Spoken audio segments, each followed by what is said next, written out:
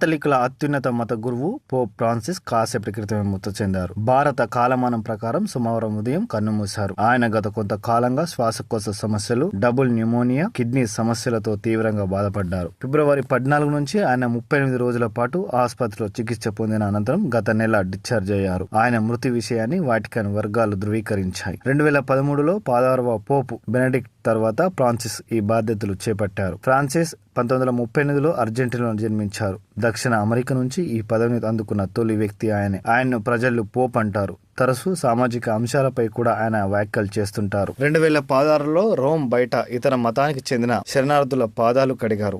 దీనికి ఆయన వినయం, సేవా తత్పరతకు చిహ్నంగా భావిస్తారు. పోప్ ఫ్రాన్సిస్ తన మరణానికి కొన్ని గంటల ముందు కూడా ఈస్టర్ పర్వదినాన భక్తులకు సందేశం ఇచ్చారు. వాటికన్ నగరంలోని పీటర్ స్క్వేర్ లో దాదాపు 35,000 మందిని ఉద్దేశించి ఆయన ప్రపంచం కోసం సందేశం ఇచ్చారు. Brothers and sisters, happy Easter అని పోప్ స్వయంగా చెప్పారు. అనంతరం ఆయన సందేశాన్ని ఆర్చి బిషప్ డియాగో రావెల చదివి వినిపించారు. సంక్షోభాలతో రగులుతున్న గాజా, ఉక్రెయిన్, కాంగో, మయన్మార్లతో శాంతి నెలకొలాలని ఆకాంక్షించారు. అమెరికా అధ్యక్షుడు జేడీ వాన్స్ తన భార్య ఉషతో కలిసి ఈస్టర్ సందర్భంగా పోప్ ను కలిశారు. ఈ సందర్భంగా పోప్ 3 పెద్ద చాక్లెట్లు ఈస్టర్ ఎగ్స్ ను వాన్స్ దంపతులకు బహుకరించారు. ఆయన ఆరోగ్యం పాలైన తర్వాత అంతమంది జనాలకి రావడం ఇదే తొలిసారి. ప్రత్యేక వాహనంలో ప్రజల మధ్య నుంచి ఆయన ప్రయాణించడం విశేషం.